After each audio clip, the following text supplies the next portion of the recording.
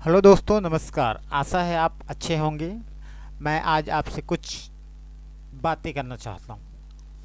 मैं एक औरत से पूछा, आप अपने पति को क्या कहते हैं? तो उसने जवाब दिया, पति परमेश्वर। मैंने उनसे दोबारा सवाल किया, वो करता क्या है? तो उसने कहा, मेरे पति सारे गंदे काम करते हैं। वो ड्रग्स सप्लाई करता है, वो दारू बेचता है, वो तन को व्यापार करता है, चोरी करता है। समाज के हर वो काम जिसको घृणा की दृष्टि से देखा जाता है वो करता है। तो मैंने उनसे कहा, फिर वो पति परमेश्वर कैसे? तो उन्होंने जवाब दिया, क्योंकि वह मेरी कामनाओं और इच्छाओं की पूर्ति करता है, इसलिए वह मेरा पति परमेश्वर है। मुझे उसके चरित्र से क्या लेना देना। ये बहुत ही खूबसूरत जवाब था। मतलब हमको जो हमारी कामनाओं और इच्छाओं महत्वाकांक्षाओं की पूर्ति करे वो हमारे लिए ईश्वर के समान होता है। हमारे देश में आज यही हो रहा है। इसलिए हमारे देश के पार्लियामेंट में 60 से ऊपर 60% अबव 60% लोग क्रिमिनल हैं। 90% से ज़्यादा लोग करोड़पति हैं। फिर भी हमारा देश मदर ऑफ डेमोक्रेसी कहलाता है। कैसे डेमोक्रेसी का? जिस देश के पार्लियामेंट में केवल अपराधी और धनवान लोग ही उम्मीदवार चुन कर आ सकते हैं, आपराधिक प्रवृत्ति के लोग ही जनप्रतिनिधि हो सकते हैं, वो मदर ऑफ डेमोक्रेसी कैसे होगा? जहां 140 करोड़ देश हमारे देश की आबादी है, वहाँ पे 80 करोड़ लोग मात्र 2 टाइम खाना खा के अपना गुजारा कर रहे हैं। ऐसे स्थिति में कोई देश मदर ऑफ डेमोक्रेसी कैसे कहलाएगा जहाँ के जनप्रतिनिधि 90% लोग करोड़पति हों? तो ये बहुत ही दुर्भाग्यपूर्ण है। एक्चुअल में हम अपनी देश की समस्याओं को एड्रेस नहीं करना चाहते। हम एकदम एक गरिमाहीन जिंदगी जी रहे हैं। हमारा पूरा जीवन स्वार्थ, लालच, नफरत के ऊपर टिका हुआ है। इसलिए सत्ताधारी लोभी नेता हमारी हमारी कमजोरी का फायदा उठाते हैं और यही हो रहा है। आप चलो ठीक है, मैं मुझे प्रधानमंत्री से कोई व्यक्तिगत रूप से कोई द्वेष नहीं है, पर मैं आपसे सवाल तो करूंगा ना कि आप किसी आदमी को भगवान कह रहे हैं तो भगवान की कुछ छवि तो होनी चाहिए ना। आप खुद वो बोलते हैं मैं देवदूत हूँ, मतलब कि नॉन बायोलॉजिकल, तो कुछ तो उसका प्रमाण देने पड़ेगा ना। आप ऐसी ही हवा हवाई बातें करने से कुछ नहीं होगा। हम कहाँ पे खड़े हैं दुनिया की दृष्टि से? हम कहाँ पे खड़े हैं? हमारा कहीं भी कुछ नहीं है, ना हम शिक्षा में, ना स्वास्थ्य में, ना रोजगार में। हम कहीं कुछ भी नहीं हैं, लेकिन फिर भी हम विश्व गुरु बनने जा रहे हैं और लोग हमारी पूजा करेगी। क्यों करेगी? हाँ, आप इतने महान हैं तो आपके कार्यकाल में 18 लाख लोग, नियर अबाउट 18 लाख पीपल्स, ये लोग देश छोड़ के चले गए हैं। 18 लाख लोग देश छोड़ के चले गए हैं। क्या उनको भगवान राम से प्यार नहीं है? क्या आपको आपकी भगवान के जो अवतार है उनसे प्यार नहीं है? क्या उनको अपने देश से प्यार नहीं है कि वो छोड़ के चले गए? और दूसरी ओर आपने जापान और दक्षिण कोरिया के कितने लोगों को अपने देश का नागरिक बनाया? हाँ, आप हवा हवाई बातें करने से क्या होगा? मैं आपको सच्ची बात बता रहा हूँ। मैंने एक लेटर जारी किया था कि मुझे देश में जो अभी धार्मिक उन्माद चल रहा है, राजनीतिक गुंडा चल रही है, भ्रष्टाचार चरम सीमा पर रहा है और लोग एक दूसरे के दुश्मन बने बैठे हैं, पूरी नफरत का साम्राज्य, नफरत का हवा सब तरफ बह रही है। एक नागरिक होने के नाते मुझे इस पर बड़ी दुख है, क्योंकि मेरा सपनों का भारत तो ऐसा बिल्कुल नहीं है जो मैं देख रहा हूँ। आप इस पर गंभीरता से विचार करिए, नहीं तो मैं मुख्यमंत्री निवास के सामने धरना प्रदर्शन करूंगा।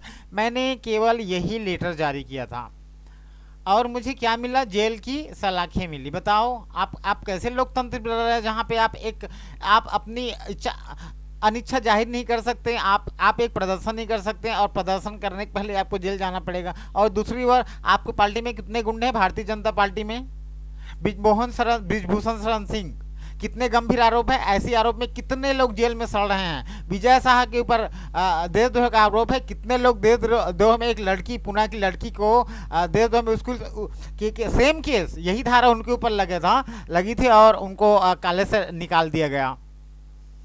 तो आप इस तरह की चीज़ें करके आप ऐसा लगता है कि इस देश में दो कानून है, एक भारतीय जनता पार्टी के लिए और एक आम आदमी के लिए। क्योंकि भारतीय जनता पार्टी के ऊपर देश का कानून तो लागू होता ही नहीं है, वो तो अपनी मर्जी, जैसे हमारा कानून कहता है कि 100 बेगुनाह भले छूट जाए पर 100 गुनाहगार भले छूट जाए पर एक बेगुनाह को सजा नहीं होनी चाहिए। ये हमारा देश का कानून कहता है, ट्रांसपेरेंट यानी पारदर्शी होनी चाहिए। लेकिन यहाँ तो उल्टा है, 100 भारतीय जनता पार्टी के जो गुनाहगार लोग छूट जाए पर एक एक बेगुनाह नहीं छूटना चाहिए। ये कुछ अजीब हो रहा है, बहुत ही अजीब हो रहा है। मतलब आपने आपने इस देश के लोकतंत्र को अपने स्वार्थ की, अपनी कामनाओं की, अपनी इच्छाओं की पूर्ति के लिए अपने सहूलियत के हिसाब से डिफाइन करने लग गए, और ये बहुत दुर्भाग्य। और लोगों को ये बात बिल्कुल समझ में नहीं आ रही है। उनको लगता है कि हम भी भगवान को राम बोलते हैं, हमारे भगवान के राम से कोई व्यक्तिगत दुश्मनी तो है नहीं, हम भी मानते हैं, पर भगवान को भगवान समझो ना। भगवान तो कर्म का पुजारी होता है। आपको क्यों लगता है कि जाके आप उनके मंदिर में एक घंटी बजा देंगे और खुश हो जाएगा? जिस भगवान ने अपनी पत्नी की आत्मसम्मान की रक्षा के लिए रावण जैसे युद्ध से लड़ाई लड़ा, वो आपकी एक भोग लगाने से खुश हो जाएगा क्या? मतलब नॉनसेंस। जो आदमी अपने पिता के आगे के लिए 14 साल बिना वनवास में भटक रहा है, वो आपके घंटे बजाने से खुश है? आपको समझना चाहिए कि जो समर्पण का, त्याग का, बलिदान का, कर्म का पुजारी है, वो आपकी आप भगवान के पास मांगने ही जाते हैं ना, अपने स्वार्थ के लिए जाते हैं। कोई मैं सेक्रीफाई करने के लिए नहीं जाते हैं कि भगवान आज से मैं कोई ईमानदारी काम करना चाहूँ, आज से मैं भ्रष्टाचार नहीं करूँगा, कोई संकल्प लेने तो नहीं जाते हैं। आप उनसे मांगने जाते हैं कि हे भगवान, मुझे अच्छी शादी के लिए कोई अच्छी सी लड़की मिल जाए, मुझे नौकरी मिल जाए, धन मिल जाए, कहीं से लॉटरी लग जाए। जो भगवान के पास होता नहीं है। भगवान के पास कर्म होता है, त्याग होता है, बलिदान होता है, समर्पण होता है। अब आप उनसे अपनी इच्छाओं के मांगने जाते हैं। कभी नहीं दे और देना भी नहीं चाहिए। क्यों देगा जो चीज़ उनके पास है ही नहीं है? और जो चीज़ उनके पास है, भगवान बोलता है कि मुझे जितना देना था मैंने तो दे दिया। आपको ज्ञान दिया, बुद्धि दिया, चेतना दिया, जिज्ञासा दिया, सब कुछ तो दिया। हाँ, अगर आपको मुझे ही आपके जीवन को सुधारना होता तो मैं आपको ज्ञान बुद्धि क्यों देता? आप मांगने आते, मेरी पूजा करते, मेरी घंटी बजाते और मैं आपको दे देता आपके इच्छा अनुसार। बताइए। तो ऐसा नहीं है। हाँ, कि आप एक टीचर को बोलेंगे मेरे को फर्स्ट डिवीजन मार्क दो, टीचर बोलेगा मैंने आपको साल भर शिक्षा दिया, अब परीक्षा में पास होना आपका काम है। अगर मुझे आपको फर्स्ट डिवीजन पास ही कराना था तो मैं आपको एक साल पढ़ाता ही क्यों? सीधी सी बात है, बहुत कॉमन सी बात है इसमें। तो भगवान ने, ईश्वर ने या प्रकृति ने हमको जो भी दिया है, हमको उसको उपयोग करना चाहिए। हमको अपनी वैल्यू खुद बढ़ानी चाहिए। कोई किसी का भगवान नहीं होता, हर कोई अपना कर्म करता है। और मुझे देश की मौजूदा राजनीति से बहुत नफरत है, खासकर भारतीय जनता पार्टी। उसने पूरी लोकतंत्र के मंदिर को अयोध्या में एक मंदिर बनाया राम का, और पूरी देश में जितने भी लोकतंत्र का मंदिर है पूरा ध्वस्त हो गया है, बुलडोज कर दिया है। वो बुलडोजर इस देश की आत्मा में चला रही है, वो लोगों के घरों में नहीं चला रही, देश की आत्मा में चला रही है। बहुत दुर्भाग्यपूर्ण है। और आप इन सब चीज़ों को देख रहे हैं चुपचाप। आप हिंसक और नपुंसक हो चुके हैं, आपके अंदर की आत्मा मर चुकी है। आप गरिमाहीन जिंदगी जी, मनुष्यता की पहचान ही होती है, डिग्निटी ऑफ लाइफ। मनुष्य की एक ही पहचान होती है, अब गरिमापूर्ण जिंदगी जीना ही मनुष्य की पहचान। तो जिंदगी तो कोई भी जीता है, सुअर भी जिंदगी जीता है, जो रात दिन कीचड़ में उठ रहता है, वो भी खाता है, वो भी अपने अपने अपने हिसाब से रहता है। आपको कीचड़ में ही अगर लपेटना है तो फिर इंसान का नाम छोड़ दीजिए। आप मतलब आपको दिखाई नहीं देता कि इस देश की राजनीति कितनी गंदी हो चुकी है। देश का हर संवैधानिक लोकतांत्रिक मूल्य दांव पे लग चुका है। आप खुश हैं कि हमको तो बस भजन और राशन के सहारे हमको जिंदगी गुजारनी। क्या नॉनसेंस है ये? एक नागरिक हैं आपको जवाब देना पड़ेगा। आपको आने वाली पीढ़ी पूछेगी आपने हमको क्या सोच के दिया था। आप बोलेंगे हिंसक और नपुंसक समाज दे के छोड़ के जा रहे हो आप उनके लिए। आपको इन सब चीज़ों को समझना पड़ेगा। आप किसी की पूजा मत करो। सरकार का काम होता है जनहित में कार्य करना, इसीलिए चुना जाता है। वो उसके ऊपर आसान नहीं करता। आसान करता ना तो इतनी शक्ति होती ना, तो ये स्थिति नहीं आती जो लोगों के लिए आजकल 2 वक्त की रोटी के लिए आपको लाइन में लगाना पड़ता था। पहले लोग अपनी पगार लेने के लिए लाइन में लगते थे, आजकल राशन के लाइन में लगते हैं। कितना बदलाव हो गया है, सोचिए। तो आप इन सब चीज़ों को समझिए, ये ठीक नहीं हो रहा है, देश बहुत ही गलत रास्ते पे चल रहा है। और हम तो जो करेंगे, हमको हम जो करना करेंगे, आप हमको अच्छा कहें या बुरा कहें, लेकिन हम तो अपनी दिल की अपनी आत्मा की आवाज़ सुनेंगे। हम सही को सही कहेंगे और गलत को गलत करेंगे, चाहे कोई मारे, चाहे पीटे, चाहे फांसी पर लटकाए, हमको क्या करना है। लोगों को डर कोई हमको मार देगा इसलिए हम अच्छा करना छोड़ दें क्या? कोई हमको ज़िंदगी ख़त्म कर दे इसलिए हम राष्ट्र धर्म का पालन कर दें क्या? अपनी माता पिता की इच्छाओं का दमन कर दें क्या? नॉनसेंस है ये, ऐसा नहीं होता है, बिल्कुल नहीं होता है। कम से कम मनुष्य जीवन तो इतना इतना इतना कायर और नपुंसक तो नहीं होता है। और है तो आपको अपने आत्मचिंतन की जरूरत है कि आप किस तरह की ज़िंदगी जी रहे हैं। आप मेरा सहायक मत दिए, लेकिन आप किसी को भगवान की तरह पूछ के मेरा विरोध भी मत कीजिए, क्योंकि मैं जो कुछ कर रहा हूँ मतलब वही कर रहा हूँ जो एक नागरिक होना चाहिए। मुझे कोई महान नहीं बनना है, लेकिन मैं वही जो कर रहा हूँ मुझे नागरिक को करना चाहिए, और हर किसी को करना चाहिए। हाँ, खूबसूरत दुनिया महान विचारों से बनता है, आपको समझना चाहिए। पानी की बूंदे जो होती है वो पूर्ण होती है, सागर हमेशा खाली रहता है। सागर को भरने के लिए पानी के बूंदों को जरूरत पड़ती है। हम पानी के बूंद तो हैं, पर हम अपना में पूर्ण है। सरकार पूर्ण नहीं होती है, सरकार जंपर पर निर्भर करती है, और आजकल हमने उसको भगवान बना दिया है। जो हमारे बिना अधूरा है हमने उसको भगवान बना दिया है। वो बोलता है तुम्हारे पास कुछ नहीं, हमारे पास सब कुछ है, पर सच्चाई इसके जस्ट विपरीत होता है।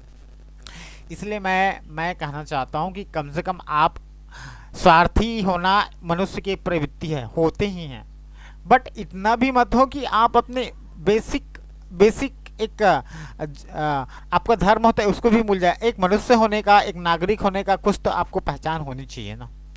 गर्व से तो कह सकते हो ना कि मैं एक नागरिक हूँ। आपके अंदर इतनी तो होनी चाहिए कि आपके अंदर आत्मसम्मान, यानी खुद के अंदर एक गौरव हो कि हाँ, मैं एक नागरिक हूँ, एक इंसान हूँ, और मैं सही दिशा में आगे बढ़ रहा हूँ।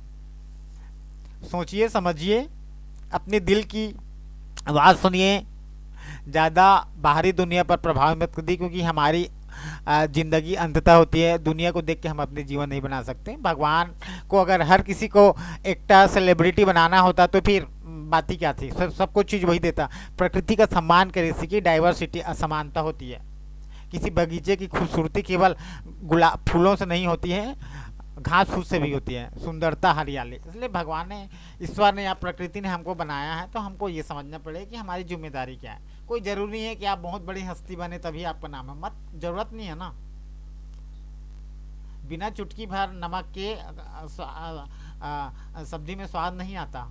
भले ही आप वहाँ पे 500 रुपया बिकने वाली पनीर को बनाओ, तो हर चीज़ का महत्व होता है। हमको अपनी महत्ता खुद साबित करनी है, बस इतनी सी बात है। तो मेरे साथ अन्याय हुआ है, अत्याचार हुआ है, और मैं तो घर घोर विरोध करूंगा, जितना ज़्यादा हो सके अपने स्तर पे करूंगा।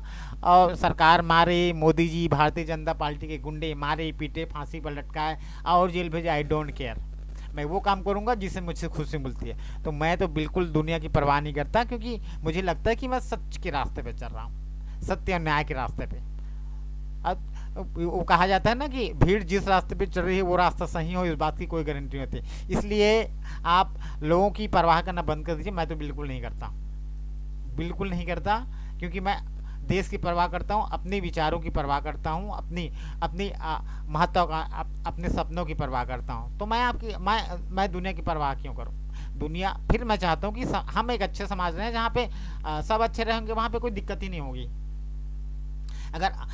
अगर वादियों में अच्छा हवा बहेगी तो वो मेरे घर में भी आएगा। अगर नल में अच्छा पानी आएगा तो उसका लाभार्थी मैं भी होऊंगा।